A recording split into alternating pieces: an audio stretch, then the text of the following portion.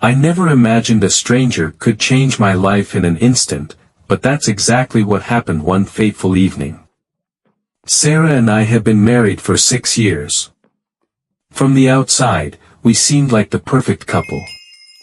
We traveled together, had a beautiful home, and were even talking about starting a family. I thought we were happy, or at least I was. One evening, I was working late at the office when my phone buzzed with a message from an unknown number.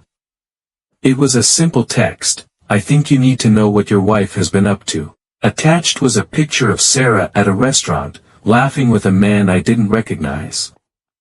The timestamp on the photo was from the previous night, when she had told me she was out with her friends. My stomach churned as I stared at the image. Who was this man? And why was a stranger sending me this? I replied to the number, asking for more information. The person responded quickly, explaining that they had been dining at the same restaurant and overheard Sarah and the man discussing their secret relationship. They had felt compelled to let me know. I didn't want to believe it. Sarah had always been a loving wife, and I couldn't reconcile the woman in the photo with the person I knew. That night, I confronted her. I showed her the picture and asked who the man was. At first, she tried to lie, saying he was just a friend. But when I pressed her, her facade crumbled.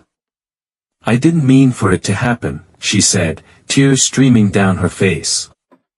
"It's been going on for a few months. I was unhappy, and he made me feel alive again." Her words felt like a knife to the heart. Unhappy? We had a good life, didn't we? Why hadn't she talked to me about her feelings instead of seeking solace in someone else? The days that followed were a blur of pain and confusion. Sarah begged for forgiveness, saying she wanted to work things out. She even suggested counseling, but how could I trust her after such a betrayal? I reached out to the stranger who had sent me the message, thanking them for their honesty.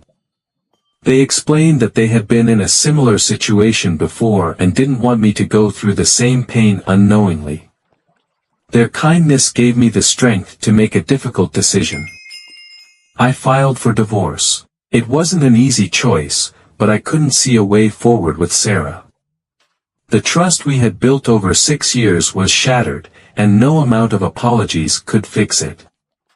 Now, a year later, I've started to heal. The stranger's message was a blessing in disguise, forcing me to confront the truth and take control of my life.